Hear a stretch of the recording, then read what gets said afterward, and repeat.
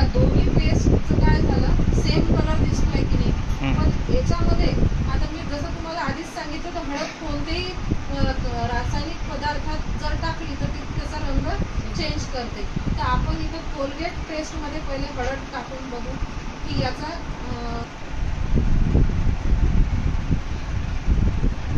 बघा, कोलगेट पेस्टमध्ये आपण हळद मिक्स केली तर ते हळदीचा रंग डार्क झालेला आहे. आणि आपण आता इथे हर्बल पेस्ट टाकली होती. या हर्बल पेस्टमध्ये आपण हळद मिक्स करू. याचा कलर बघा, जसा हळदीचा